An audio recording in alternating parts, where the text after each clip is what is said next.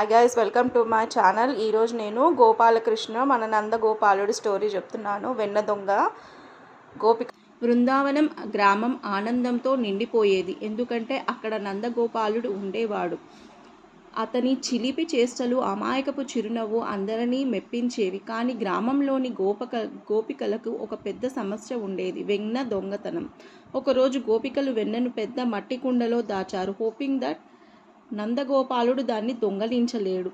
కానీ గోపాలుడికి చిన్న సాహసాలు చాలా ఇష్టం. ఈసారి గోపాలుడు ఎలా వెన్న తింటాడో చూద్దాం అని ఒక గోపిక నవ్వుతూ చెప్పింది. రాత్రి అవుతుంది. గోపాలుడు తన స్నేహితులతో కలిసి గోపికల ఇల్లు వైపు బయలుదేరాడు.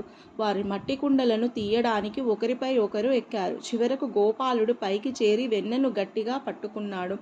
అతను వెన్నను తన నోటిలో పెట్టుకున్న క్షణంలోనే గోపికలు వచ్చి పట్టేశారు.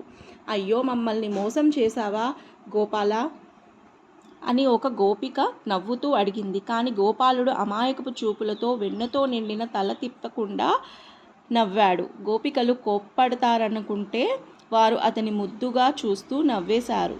ఇక నుండి నువ్వు అడిగితేనే వెన్న ఇస్తాం అని గోపికలు చెప్పాయి. కానీ అందరికీ తెలుసు, నందగోపాలుడు వెన్న దొంగతనం ఆపడు. Thank you guys watching my channel Kavita Stories. Bye bye, signing off. Please like, share and subscribe.